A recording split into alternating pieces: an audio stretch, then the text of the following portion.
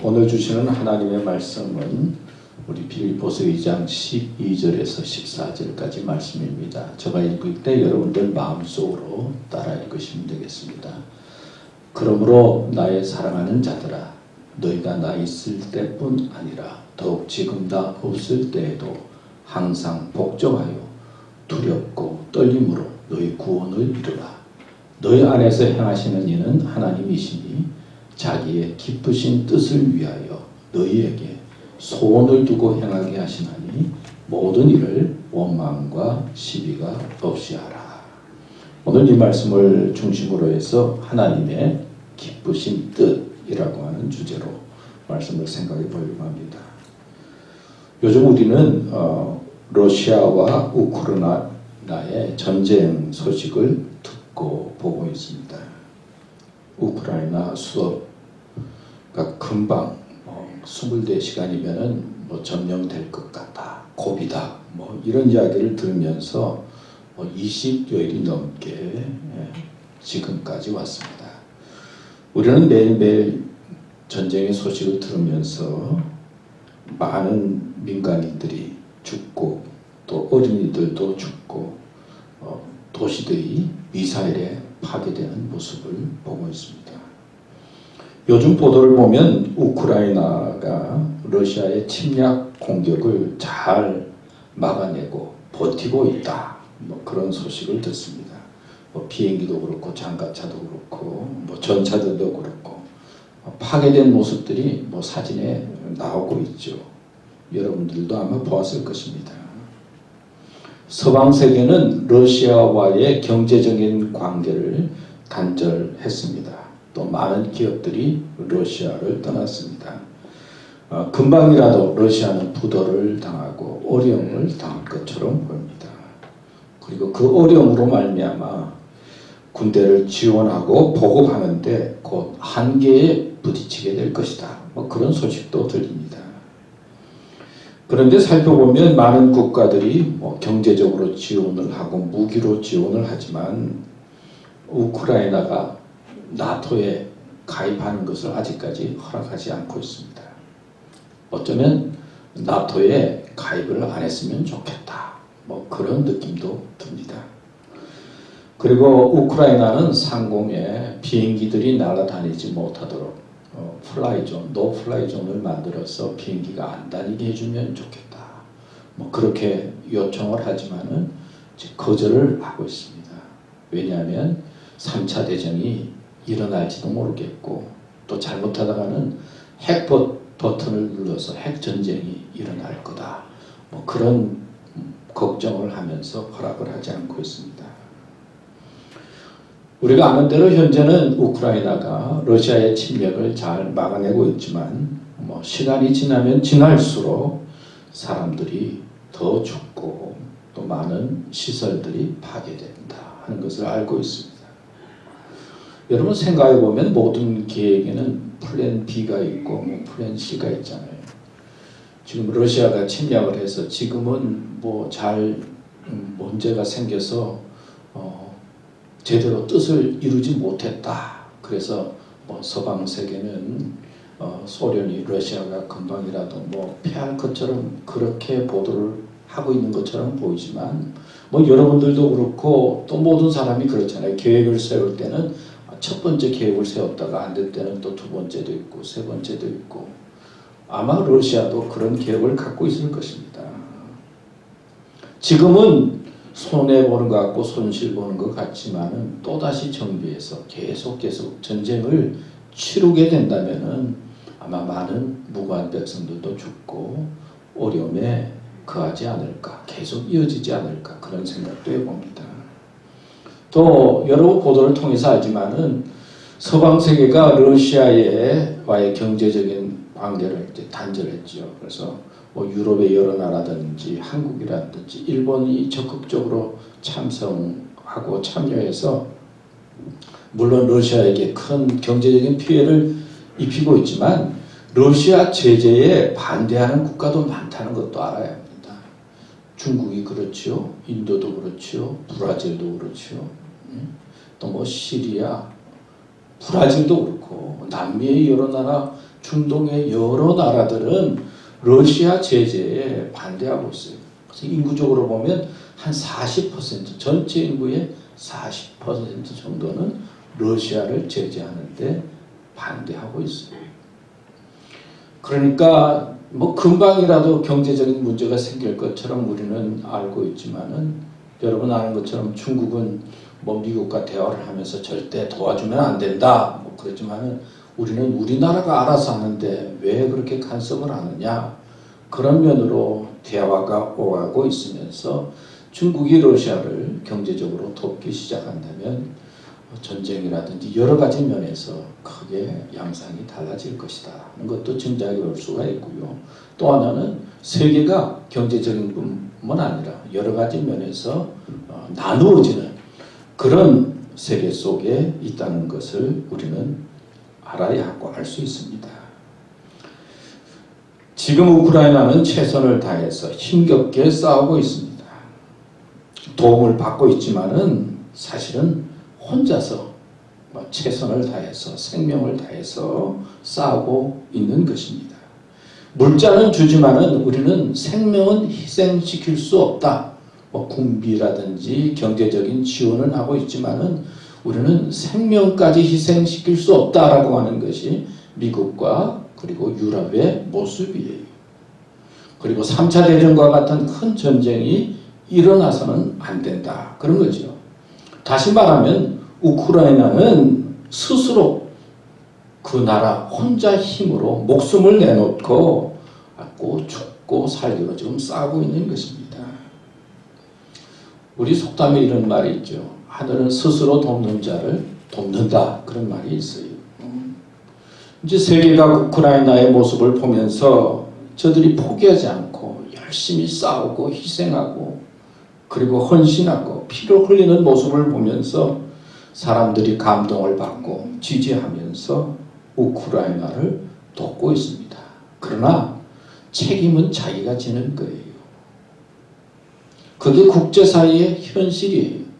도움은 주지만은 우크라이나 스스로 나라를 지키고 책임을 져야 하는 것이 국제사회의 모습이라는 것입니다. 여러분, 이런 국제사회의 모습을 보면서 우리나라를 생각하면 6.25 사변 때 아무 용고도 없는데 미국을 비롯해서 많은 나라들이 우리나라에 와서 목숨을 흘리고 싸워줬다는 것이 얼마나 감사하고 고맙다 하는 것 다시 느끼게 됩니다. 또 하나는 지금 한국과 미국이 동맹을 맺어서 한미 동맹에서 그러고 있지만은요, 사실 자기 나라가 뭐 피 흘리지 않고 가만히 있는데 누가 남의 나라가 와서 싸워주겠어요. 동맹이 되어 있지만은 그래도 우리 한국이 힘을 가지고 노력하고 피를 흘리고 나라를 사랑하는 마음으로 싸우려고 할 때 다른 나라도 감동을 받고 그리고 도와주려고 하지, 우리가 동맹이 있다고 해서 우리가 그냥 그거 믿고 가만히 있으면은 누가 피를 흘리면서 도와주겠냐 하는 거예요.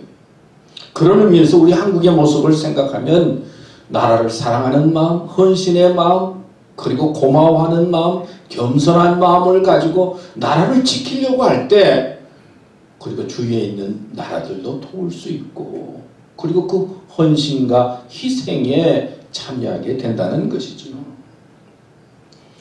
그런 의미에서 우리 나라를 잘 돌아보면서 힘을 길러야 되겠지만 나라를 사랑하는 헌신과 희생과 그런 마음이 모아질 때 온전히 나라를 지키고 책임은 우리에게 있다는 것을 배울 수가 있고, 우크라이나의 모습을 보면서 냉정한 국제적인 삶의 모습 속에서 우리가 나아가야 할 길이 무엇인가 찾을 수 있다는 것이죠.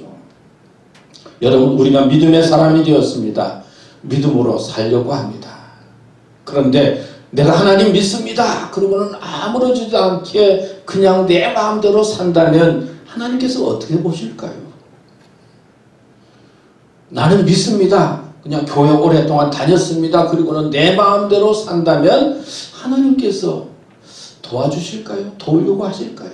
물론 하나님께서는 사랑이기 때문에 이해도 하시고 도와주시리라고 생각은 하지만 우리가 믿음으로 살려고 힘쓰고 애쓰고 노력하고 어떤 때는 자기를 부인하기도 하고 어떤 때는 손해보는 것 같기도 하고 희생하고 뭔가 주님을 위해서 살아가려고 애쓸 때 하나님께서 가만히 계시겠느냐.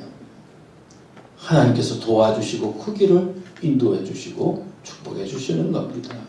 저는 오늘 말씀을 보면서 두 가지로 말씀을 통해서 생각해 보려고 합니다. 첫째는 너희 구원을 이루라. 오늘 말씀에 보면 항상 복종하여 두렵고 떨림으로 너희 구원을 이루라. 이 말은 구원받은 자답게 살라 하는 말씀이에요. 두 번째는 하나님은 우리에게 소원을 주시고 행하게 하신다. 말씀에 보면 하나님이시니 자기의 기쁘신 뜻을 위하여 너희에게 소원을 두고 행하게 하시나니. 하나님께서는 우리에게 소원도 주실 뿐만 아니라 그리고 그 소원을 행할 수 있도록 감당할 힘을 주신다 하는 말씀으로 오늘 말씀을 생각해 보려고 합니다. 여러분, 구원이 무슨 말입니까? 쉽게 말하면 구원은 살리는 거예요. 내 생명을 살리는 거예요. 전쟁이 왜 문제입니까? 전쟁은 죽이는 거잖아요. 생명을 죽이는 거예요. 저는 우크라이나 백성 무관 어린들이 죽는 모습도 너무 안타깝지만은 또 소련 군사들 그 어린 19살, 20살 된 애들이 그냥 명령에 의해서 나가 싸워야 되잖아요. 그러면서 죽고 어머니 그런 어떤 소식을 보니까 그것도 안타까워요. 이 악의 모습은 죽이는 거예요. 그러나 선의 결론은 생명을 살리는 거예요. 구원은 생명을 살리는 것이다. 그런 거예요. 하나님의 뜻이 무엇입니까? 우리가 예수님을 알고 믿으면 우리를 영원히 살게 하신다 하는 것이 하나님의 뜻이요 복음의 핵심이잖아요. 구원은 살리는 거예요. 줄 베르너라고 하는 그 소설 가운데 비밀의 섬이라고 하는 비밀의 성이라고 하는 소설이 있다고 그래요. 그 소설의 내용을 보면 뜨거운 공기로 하늘을 나는 이제 열 기구를 빼앗아서 이제 포로 소연서서 탈출하는 5사람의 이야기가 있다고 그래요. 자, 열 기구를 이제 빼앗아서 이제 탑니다. 그리고 바람을 이용해서 하늘 위로 올라갑니다. 탈출하니까 얼마나 좋습니까? 하늘 위로 올라가니까 너무 좋아서. 그런데 얼마쯤 바다 위로 가는데 자꾸 이제 떨어지는 거예요. 그러니까 탔던 5사람이 자기가 가지고 있던 물건들을 버리기 시작합니다. 무거운 물건이 무엇인지 버려요. 그래 또 올라가니까 너무 기분이 좋아서 바람을 따라서 이제 포로 수용소에서 멀어집니다. 근데 또 얼마쯤 가니까 또 내려가는 거예요. 그러니까 신발도 버리고 코트도 버리고 자기들이 훔쳤던 무기도 버리고, 그리고 또 올라가니까 너무 좋아요. 또 한동안 가니까 또 그 열기가 밑으로 떨어지니까 나중에는 식량도 버리고, 그래도 배가 고파도 공중에 올라가면 환호를 칩니다. 야, 우리가 또 살았다. 하늘로 올라간다. 근데 나중에 또 얼마 가니까 또 내려가는 거예요. 그러니까 그 바구니까지, 타고 있던 바구니까지 버리고는 줄로 묶어서 다시 하늘로 올라가는데 너무 좋아요. 그런데 보니까 저기 섬이 보이거든요. 그러니까 너무 기뻐서 줄을 자르고 물속에 떨어져서 수영을 해서 섬에 가고 구출되는, 살아나는 그런 이야기예요. 저들이 살 수 있었던 것은 무엇이냐? 자기가 가지고 있던 것을 과감히 버렸기 때문에 살았다는 이야기예요. 그런데 우리는 세상에 살면서 뭔가 버리는 게 아니라 자꾸 가지려고 그래요. 그래야 살 것처럼 생각해요. 그러나 영적으로 생각하면 하나님의 세계는 가져야 사는 게 아니라 버려야 된다는 거예요. 영적으로 생각해 보면 세상은 가져야 올라가고 가져야 되는 것 같지만 하늘나라로 올라가기 위해서는 내가 가지고 있던 욕심도 버려야 되고 이기심도 버려야 되고 내가 꿈꾸던 것도 어떤 때는 버려야 되고, 그래야 하늘로 올라가고 하나님의 사람으로 될 수 있다는 거예요. 여러분, 구원의 중심이 무엇입니까? 예수님께서 우리를 살리기 위해서 죽으셨어요. 피 흘려 죽으셨다는 거죠. 성경의 피는 생명을 나타내요. 구약 성경에 보면 하나님 앞에 제사를 드리고 예배를 드릴 때 뭐 비둘기도 잡고 양도 잡고 소도 잡고 그런 이야기가 나오잖아요. 그게 뭡니까? 그게 제물인데 내가 죄로 말미암아 죽어야 되는데 어린 양을 죽이고 비둘기도 죽이고 송아지를 죽이고 그러면서 나 대신 그 희생 제물이 되는 거예요. 그러니까 영적으로 보면은 어떻게 해요? 하나님께서 우리를 살리기 위해서 예수님께서 희생 제물이 돼서 피를 흘리게 하셨다는 거예요. 그로 말미암아 우리가 죄사함을 받고 그리고 영생을 얻게 되고 부활의 사람이 되고 하나님의 자녀가 되고 의인이 되고 소망 중에 살게 하는 것이 구원의 역사다 하는 것이죠. 구원이라고 하는 이 말씀 속에는 가지고 있는 뜻이 있어요.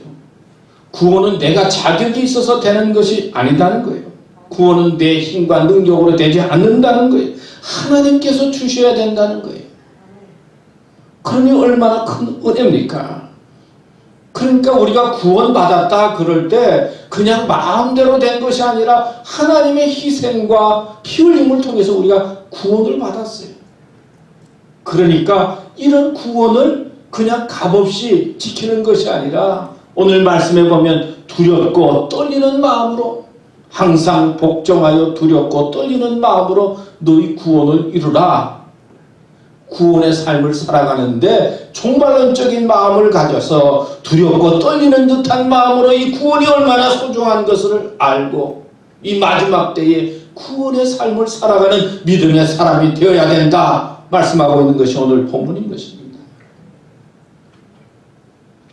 여러분, 종말의 때가 어떤 때입니까? 성경에 보면 종말이 되면요 막 기근이 생기기도 하고 기후변화도 있고 거짓 선지가 나타나고 나라와 나라가 난리가 나고 쉽게 말하면 전염병도 생기고 뭐 난리가 나는 거예요. 종말의 때. 그 종말의 그 중심이 뭐냐면 하나님이 보이지 않고 세상만 보이는 거예요. 전염병 때문에 세상이 보이고 난리 나니까 세상만 보이고 세상만 보이고 하나님은 보이지 아니에요. 그래서 경건한 마음으로 두렵고 떨리는 마음으로 구원의 삶을 살고 마지막까지 믿음을 지켜야 된다는 것이 오늘 본문에 있는 말씀인 것입니다. 세상 두려워하지 말고 세상 불안해하지 말고 하나님을 두려워하고 마지막까지 믿음을 지키고 구원의 사람이 되어야 된다. 강조하는 것이 오늘 본문에 있는 말씀인 것입니다. 에베소서 2장 8절에도 보면 너희가 그 은혜를 인하여 믿음으로 말미암아 구원을 얻었나니 이것이 너희에게서 난 것이 아니요 하나님의 뭐라고요? 선물이 하나님께서 주신 은혜라는 거예요. 고린도전서 10장 12절 말씀에 보면 그런즉 선줄로 생각하는 자는 내가 그래도 좀 괜찮다 그렇게 생각하는 자는 넘어질까 조심하라. 믿음은 언제나 겸손한 마음으로 감당하는 것이지요. 그러므로 형제들아 주의 강림하시기까지 길이 참으라. 보라 농부가 땅에서 나는 귀한 열매를 바라고 길이 참아 이른 비와 늦은 비를 기다리나니 너희도 길이 참고 마음을 굳게 하라. 이 마지막 때에 중요한 것은요 참고 인내하는 거예요. 참지 못하게 만들 거거든요. 오늘 세계에 무슨 일이 생기니까요 점점 시간이 지나면서 보니까요 그래도 옛날 사람들은 좀 인내하고 참을 줄 알았던 것 같아요. 요즘 젊은 사람들은 잘 참을 줄을 몰라요. 조금만 해도 그러고 세상이 큰 것 같아요. 왔다 갔다 왔다 갔다. 믿음의 사람은 마지막 때에 참고 인내해야 된다는 거예요. 오늘 부른 우리 복음성가 배운 것도 인내잖아요. 인내해야 된다는 거예요. 이런 일 저런 일 생겨도 하나님을 두려워하고 그리고 떨리고 복종하는 종말론적인 마음을 가지고 믿음을 지켜야 된다. 믿습니까? 네. 이런 믿음으로 우리는 끝까지 주의 구원을 이루고 구원받은 삶을 살아야 될 줄로 믿습니다. 두 번째는 하나님은 우리에게 소원을 주시고 행하게 하십니다.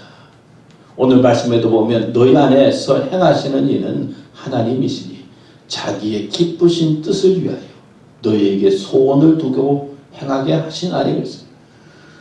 하나님께서는 우리에게 소원을 주신다는 거예요. 그리고 그 소원을 행하게 하십니다. 여기 소원을 두고 행한다라고 하는 말이 헬라어로는요, 마음을 내키게 한다, 그런 뜻이다. 하나님은 억지로 우리에게 일을 시키지 않는다는 거예요. 일하기 전에 그 일을 하고 싶은 의욕을 주신다는 거예요. 때로는 뭐 분명하게도 역사하시지만 어떤 때는 무의식 중에 내 마음에 선한 마음을 일으키고 소원을 갖게 해주신다는 거예요. 그리고 그 소원은 우리에게 순종의 마음을 갖게 해줘요. 뭐 들으면은 뭐 순종하고 싶지 않고 마음대로 살고 싶은데 하나님께서 우리에게 소원을 주시는데 그 소원의 그 느낌과 더불어서 우리 마음에 순종의 마음을 주신다는 거예요. 여러분, 하나님이 어떠신 분입니까? 여호와께 감사하라. 그는 선하시며 그 인자하심이 영원하미로다. 시편 37편 4절에도 보면 또 여호와를 기뻐하라. 저가 내 마음의 소원을 이루어 주시리로다. 또 시편 10장 17절 말씀에도 보면 여호와여 주는 겸손한 자의 소원을 들으셨으니 저희 마음을 예비하시며 귀를 기울여 들으시고. 하나님은 선하신 분이에요. 선하다는 건 뭐예요? 좋은 것을 예비해 주신다는 거예요.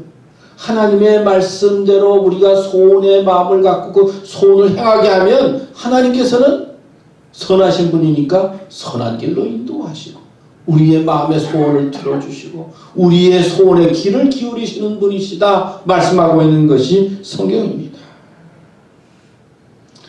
그러니까 우리는 뭐 사람들마다 다 소원이 있잖아요. 내 소원이 하나님의 소원과 연결시키는 게 중요해요.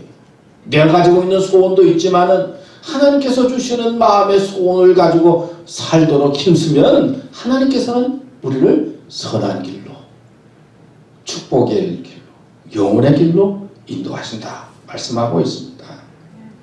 저는 이 교회를 보면서 참 감사하다 그런 생각을 많이 합니다. 또 우리 교인들 한 분 한 분에게 언제나 감사한 마음을 갖고 있어요. 어떻게 우리 교인들 마음속에 이 교회를 세우고 싶은 그런 소원을 주셨을까? 여러분, 교회 하나 세운다는 게 얼마나 힘든지 지내보면 알 거예요. 여러분, 그런데 교회를 세워야 되겠다 하는 그런 마음의 소원을 주셨어요. 그리고 그 소원을 이루기 위해서 여러분들이 열심히 일하고 봉사하고 헌신하고 맡은 책임을 감당하는데 얼마나 감사합니까? 사람마다 소원이 있는데 그 소원이 악하고 추한 소원들이 많이 있어요. 이기적이고 욕심적이고 자기의 뜻만 이루려고 하는 소원이 있어요. 그런데 그 소원 중에는 선하고 아름다운 소원이 있어요. 사람들을 돕고 싶고 사람들을 사랑하고 싶고 사람들을 이끌고 싶은 그런 소원. 우리는 우리의 소원이 내 뜻과 내 이기심을 충족하는 소원이 아니라 우리 믿음의 사람은 이제 남은 생에 하나님이 기뻐하시는 소원을 가지고 살아야 될 때가 되었어요. 믿습니까? 우리는 이런 마음을 가지고 살아야 돼요. 마거리트 히긴슨이라고 하는 여자가 있었는데 한국 전쟁의 종군기지로 와서 프리처상을 받았다고 해요. 그녀가 중공군이 개입을 해서 이제 전세가 불리해져서 이제 후퇴를 하고 중공군에게 포위되어 있는 그런 절망 속에 있는 미 해병대 중대를 이제 방문하게 되었다고 합니다. 이제 얼어붙은 통조림을 따먹고 있는 병사에게 이 기자가 물었어요. 만일 내가 하나님이라면 당신은 어떤 소원을 구하겠습니까? 그러니까 그 병사가 슬픈 낯으로 이렇게 대답을 했다고 합니다. Give me tomorrow. 내일을 주세요. 나에게 내일을 주세요. 여러분, 미래가 보장되면 뭐 이까지 고생이 무엇입니까? 앞으로 잘 될 줄 알면 고생 잘 참을 수 있잖아요. 우리의 미래가 밝다면 현재의 고난과 아픔을 이길 수가 있어요. 요셉이 파란만장생을 살았지요. 그러나 그가 가지고 있던 것이 뭡니까? 꿈의 사람이 요셉이라고 하잖아요. 꿈 때문에 고생을 당했지만은 그 꿈이 그 어려움을 이기게 하고 마지막에는 하나님의 역사를 이루고 형제들을 용서하고 하나님의 뜻을 이루는 위대한 애굽의 총리가 되었잖아요. 하나님께서는 우리에게 소원을 주십니다. 하나님의 목적은 선합니다. 여러분을 통해서 이루고자 하는 하나님의 목적과 선한 것이 있는 거예요.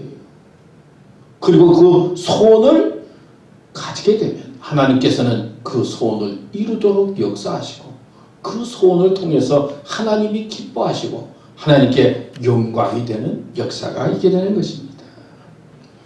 성경 말씀에 보면 시편 20편 4절 5절 말씀에 내 마음의 소원대로 허락하시고 내 모든 동호를 이루시기를 원하노라. 우리가 너희 승리로 인하여 개가를 부르며 우리 하나님의 이름으로 우리 길을 세우리니 여호와께서 내 모든 기도를 이루시기를 원하노라. 이 소원은 기도와 연결되잖아요. 하나님 앞에 우리가 기도하면 하나님께서 선한 마음을 갖게 하시고 선한 소원 속에 하나님께서 축복해 주신다는 거예요. 여호수아 1장 9절 말씀에도 보면 내가 네게 명한 것이 아니냐. 마음을 강하게 하고 담대히 하라. 두려워 말며 놀라지 말라. 내가 어디로 가든지 내 하나님 여호와가 너와 함께 하느니라 하시니라. 여러분 다니엘이 이방 나라에 끌려갔는데 그 마음에 소원이 있잖아요. 그 소원이 뭐냐면 이방인의 것으로 나를 더럽히지 않겠다. 나를 깨끗하게 하겠다. 더럽히지 않겠다는 소원을 가지고 하나님 앞에 기도할 때 하나님께서는 다니엘의 마음을 강하게 하고 담대하게 해서 정말 믿음도 지키고 어려움을 이길 수 있게 해주셨잖아요. 마태복음 28장 10절에 보면 내가 너희에게 분부한 모든 것을 가르쳐 지키게 하라. 볼지어다 내가 세상 끝날까지 너희와 항상 함께 있으리라 하시니라. 뭡니까? 하나님께서는 제자들에게 선교의 소원을 갖게 해주셨다는 거예요. 하나님의 말씀을 증거하는 그런 소원을 갖게 하셨고 하나님께서는 마지막까지 함께 하시고 인도하셨다는 말씀입니다. 사랑하는 교회 여러분, 우리는 예수님을 믿는 믿음의 사람이 되었습니다. 얼마나 큰 은혜인지 몰라요. 그냥 된 게 아니에요. 우리는 그냥 교회 나오는 것 같지만 그 속에는 하나님의 희생과 사랑과 은혜가 피 흘림이 있는 겁니다. 그런 하나님의 뜻을 깨닫고 두렵고 떨리는 마음으로 경건한 마음으로 마지막까지 구원의 사람으로 살아야 되고 이제는 좋은 소원을 가지고 선한 소원을 가지고 하나님 앞에 설 때 하나님께서는 감당할 힘을 주시고 하나님께 영광되는 삶이 되는 것입니다. 우리 교우들 또 우리 교회 이런 믿음과 마음을 가지고 앞을 향해 나아가는 삶이 되시기를 축원합니다. 하나님 아버지 감사합니다. 오늘도 이렇게 말씀을 주셨습니다. 저희들에게 좋은 소원을 허락하여 주시옵소서. 선한 소원을 갖도록 마음을 이끌어 주시옵소서. 교회를 사랑하는 마음 주시고 또 용서하는 마음 주시고 어렵고 힘들 때 맡기는 마음도 주시고 그리고 하나님의 꿈을 이루는 선한 마음을 주셔서 많은 사람들을 도우며 살아갈 수 있도록 인도해 주시고 끝까지 구원의 사람으로 복되게 살아가도록 저희들을 축복하여 주시옵소서. 예수님의 이름으로 기도드립니다. 아멘.